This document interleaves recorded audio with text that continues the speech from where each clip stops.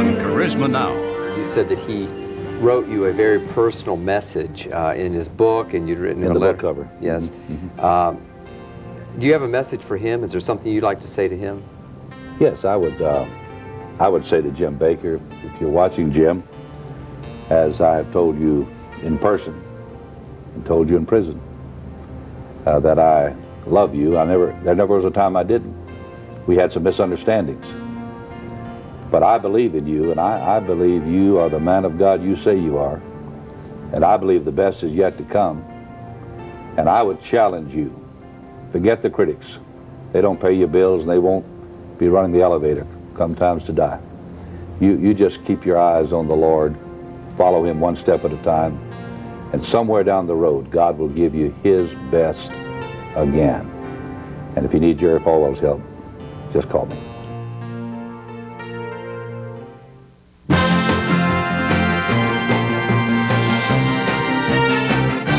From Strang Communications, publishers of Charisma Magazine, New Man Magazine, Ministries Today, Christian Retailing, Vita Christiana, Creation House Books, Charisma Life Learning Resources. This is Charisma Now. Hello and welcome to Charisma Now. I'm Stephen Strang. Thank you for watching. When it comes to religious personalities in the latter half of the 20th century, a number of unique individuals come to mind. But somewhere near the top of nearly every list has to be Jerry Falwell.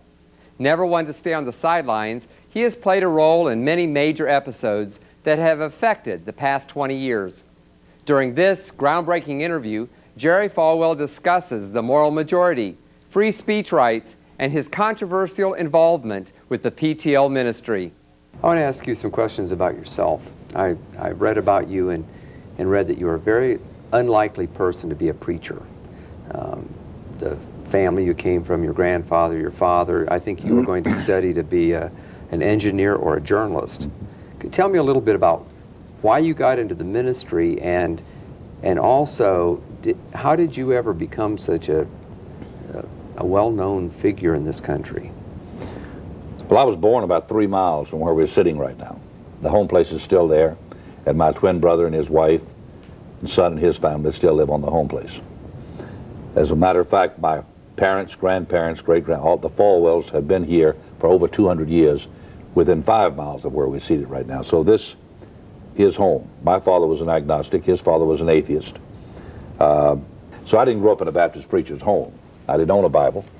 But as an 18-year-old college sophomore studying either to be a journalist or an engineer, my mother, who was a Christian, would leave the radio on at the house, and I would hear Charles E. Fuller's old-fashioned revival hour broadcast out of Long Beach, California. That was many years ago, as a boy growing up in high school and college. And I became convicted of my need of the Lord and became aware that there was a God in heaven who had a son named Christ and that I could know him. I began looking for a church that preached what Dr. Fuller preached on the radio, and I found a little Baptist church here in town, Park Avenue Baptist Church, where on January 20th, 1952, I attended that Sunday night, and someone opened the scriptures, led me to pray the sinner's prayer, and I became a Christian. I bought my first Bible the next morning, and I got to know the pastor. I'd drive by to see him in the morning on the way to college locally, and he began to disciple me in so much that 2 months later I felt God wanted me in the ministry, and then 6 months later I was off at Baptist Bible College, Springfield, Missouri. 4 years later, at age 22, I came back and started this church here in this town with 35 members, Thomas Road Baptist Church here in Lynchburg. And how many members now? We have 22,000 now, about a third of the population here. The way I got so well known was starting an organization called Moral Majority. Jim Kennedy, Tim LaHaye, Charles Stanton, and I were the first 4 board members. And pretty soon it caught fire that swept the country. It was an idea whose time had come. And we registered 8.5 million voters. We activated millions more. We think we had a part in electing Ronald Reagan to the presidency. But during the 80s, I was spending 300,000 miles, traveling that many miles a year, sometimes 400,000. I was home on Sunday mornings, speaking 25 and 30 times a week. And I awakened one morning to say that God led me to start this, but God didn't want me to spend my life doing it. I'm a pastor, I'm a Christian educator. I came back, disbanded Moral Majority. Christian Coalition by that time was coming up out of the roots, as was Concerned Women for America with Tim LaHaye's wife, Beverly. Another reason I disbanded Moral Majority, after the TV scandals of the late 80s, we'd gotten in financial trouble here that I talked about earlier. And I had, for the first time, to move my office in '91 onto this campus, where I've been ever since, and to put it bluntly, to save the ship. And now that that is behind me and the university is strong again financially, I'm back doing 2 and 3 media things a day. I do a TV program every week, and I've been doing it 42 years. But I go to the greater public through the secular media. Tonight, for example, I'm doing Crossfire. I do Larry King Live at least once a month. I've done Nightline as much as 11 times in 1 year. And I'm invited because, number one, I'm available, and number two, I have stayed versed on the issues and the moral and social causes that I think will determine whether the country survives or not. And usually I'm on the opposite side of the culture and the media, and I enjoy the fracas, and so that's my calling. And today, while I'll speak to 50,000 pastors face to face this year. I preach to 6,000 pastors Monday night this week. And I'm challenging and awakening and charging the church to be salt and light, both, but not to get away from the main thing, which is evangelizing the world in our generation. I believe in my heart, number one, that Jesus did provide healing for all of us. And number two, that every one of those patients can find their pathway to healing.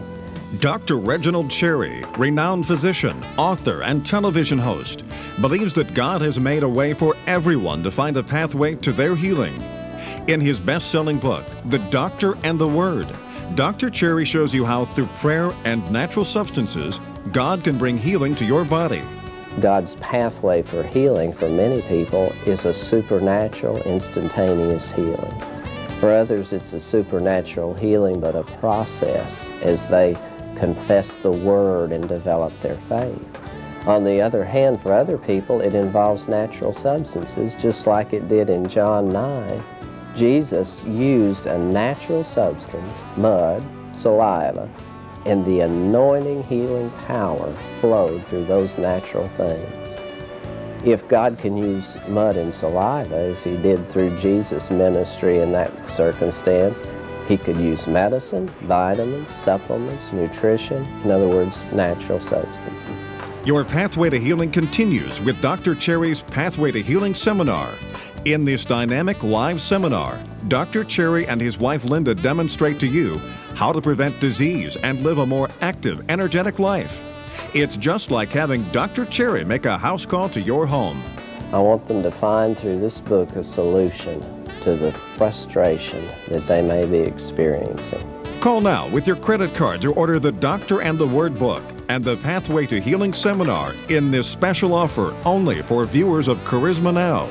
You get both of these tools for dynamic, healthy living for the incredible price of only $39.95 by calling 1-888-CHARISMA. Plus, if you call right now with your credit card order, you'll also receive a 1-year subscription to Charisma magazine for yourself or to give as a gift. You'll be blessed every month by articles on Christian living, including Dr. Cherry's column, Doctor's Orders. Call 1-888-CHARISMA right now to take advantage of this special offer. You get the Doctor and the Word book, the Pathway to Healing seminar, and the subscription for only $39.95. That's more than an $85 value for only $39.95. Have your credit card ready and call 1-888-CHARISMA right now to start finding your pathway to healing today. As a doctor, that's the driving force that I have, to help people finish that race that God's called them to do. And they can't do it without a healthy body. This is Charisma Now. Let me ask you about one of the more controversial parts of your ministry, and that was your involvement with PTL right when that whole thing blew up a little more than a decade ago. Why did you get involved with that, and if you had to do it over, would you? I'll answer the second half first. I think I would go down for the again if I had to do over again. The first is more complicated because I felt that I was asked to go down, and I felt that I was asked to put together a blue ribbon board.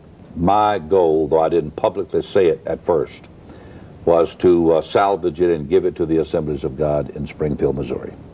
And to put it bluntly, I felt that the hole down there was so deep.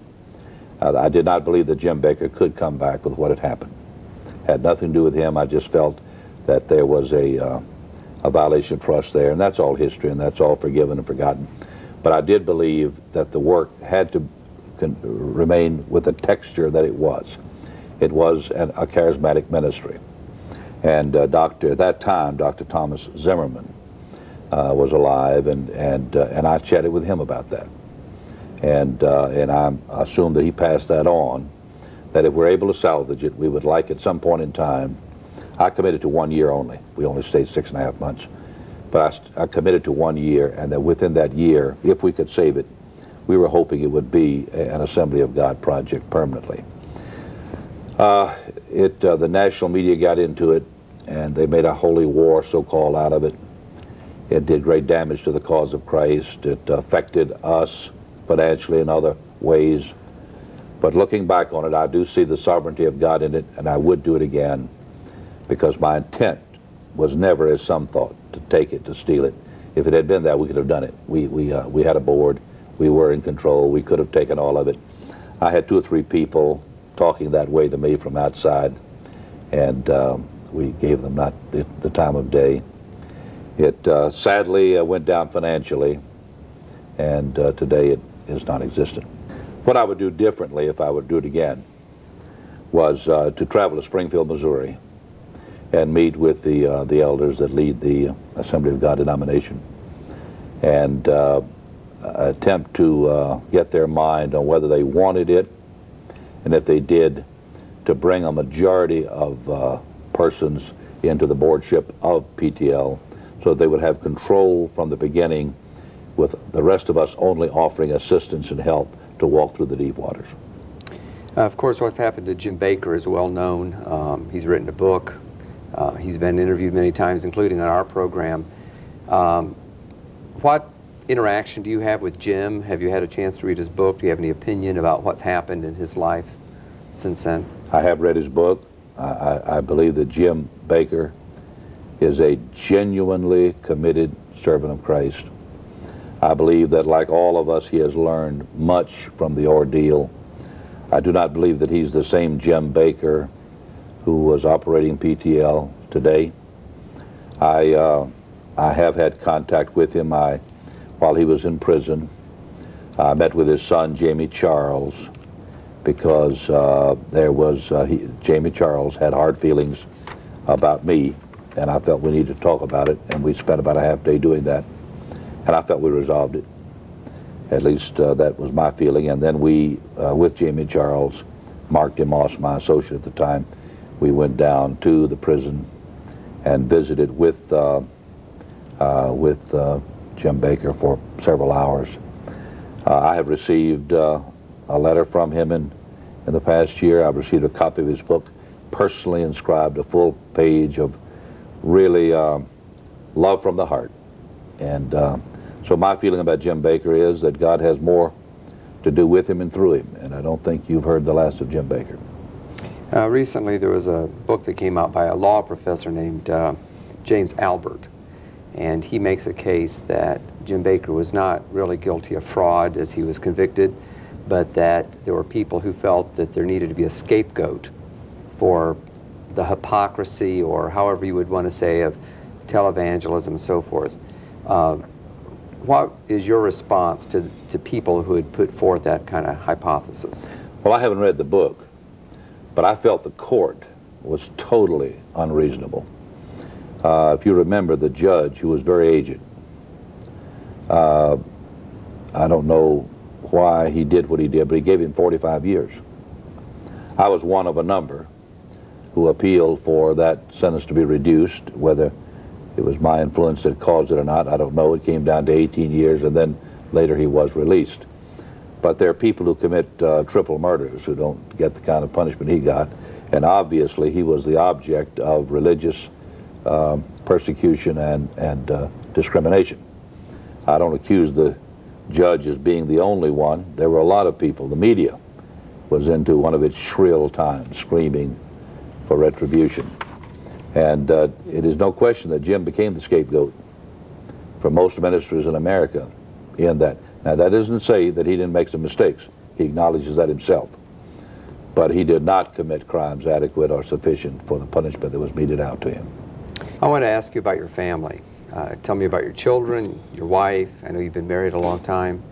Well, April 12th, I would have been married 40 years to Maisel Pate. We decided when we got married 40 years ago, 2 years after I started the church here, that divorce was no option, that this is forever.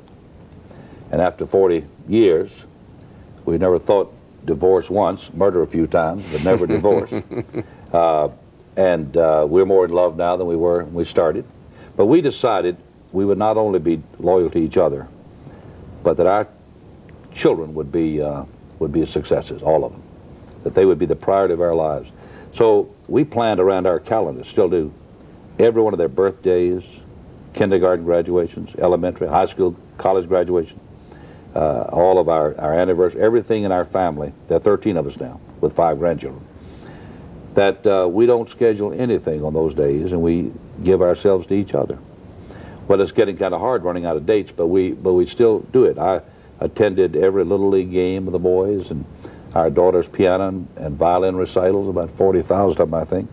And she was a surgeon before she knew I hated those things. But we did it because whatever was important to them was important to us, and the result is they're our best friends today, and we are their best friends. And to me, I think the spiritual authority of a pastor or a Christian leader is in proportion to the success of his home, his family. And unless he's winning at home, he's a loser. So I preach that to the preachers. Win at home, and if you can be a good preacher, do that too. But win at home first, because 100 years from now, the rest of that stuff won't make any difference. Right. Maisel and I, she doesn't like to fly. She's like John Madden. John's got a bus. He goes from one football game to the other in a bus. I don't let Maisel buy a bus, but I drive. I got a Suburban truck, and she and I. So since we driving a lot, I at least have her read me a book while we're riding along. But she didn't I read that she has an interesting collection? Okay, she saves all the cartoons on her husband, and the better, the rougher they are, you know, the better we like them. And like during the Clinton thing and all, where Ms. Clinton has got me head of the right-wing conspiracy, there are a lot of cartoons out there. During Moral Majority Day, lots of cartoons. She saves them all. The worse they get, the better we like them. And sometimes we stop and go back through that. We got thousands of them with the political cartoonist. Right now, they're all killing off Mr. Clinton, but I've been their hobby horse as often as anybody, and it's a lot of fun. We keep it all. Earlier we were talking, and you referred to someone as a bridge builder. What is your philosophy of bridge building? It's greatly different than it was when I first started the ministry. I learned in Bible college to blow up the bridges, and it's taken me a lot of years to learn how to rebuild them. You know, I get criticized very severely by my brethren for preaching in places I preach. I've often said I preach in hell if they promise to let me out. All I ever ask is you can't restrict my message, and you can't take my presence there to endorse everything that you do or believe. And for that reason, I speak in synagogues quite often, particularly Reformed synagogues. My support for the state of Israel gets me in. But I always tell the rabbi, I said, now, you know, I'm a Christian minister, so I'm not going to curtail anything. And don't want you, come on in. And I do, lovingly, but I don't leave anything out. What I preach there would be the same you'd hear at Thomas Road. I was in Salt Lake City conducting a rally on the state capitol steps once. And the president of the church, they have 12 men who run all the entire Mormon church. The president of the church at that time was the former Secretary of Agriculture under Dwight Eisenhower and Ezra Taft Benson. And a car pulled up after I finished my message there, we were out on the Capitol steps, and I had my Liberty University singers and all the rest.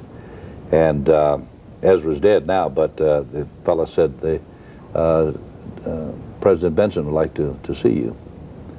And the preacher said, don't you go over there. I said, oh man, I wouldn't miss it. So I got in and went over there and went up to the top floor. And I walked in. He was up in his 80s. Unless you're in your 80s as a Mormon, you ain't nothing. And he was president of the church, bright, brilliant, gracious. His wife was there, but he had his leg in a cast. He told me he'd try to break he was 80-some years old, he'd try to break a wild horse the day before and broke his leg. But we sat down and talked all day. He said, now I listened to you on television. He said, now son, you and I are poles apart theologically, but I like your stand on the family and moral issues. This is when I had moral majority. I said, well, Dr. Benson, I want to tell you that I'm a Christian. I believe Christ is the way, the truth, the life. But I appreciate your stand on the family too. And before I left, he said, I want you to know if you ever need 4 million Mormons to fight with you on some good family cause, you call me, they'll be there. Well, I'm never going to be a Mormon, and I don't think he ever became a Baptist. But we did become friends. And while I'm going to preach Christ and Him crucified, and the exclusivity of salvation through Him, I don't have to be mean-spirited and hate Him. The end result is that together, learning from one another, loving each other, we can absolutely make a difference. I didn't start that way. I started off as Mr. Baptist. And if you didn't dot every I and cross every T the way I did doctrinally, you weren't about to be around me very long. I learned better than that a few years ago, and our graduates from Liberty learned that. They go out of here friends of Christ and friends of all who are friends of Christ. The end result is this great big body of Christ has been the beneficiary of all of this.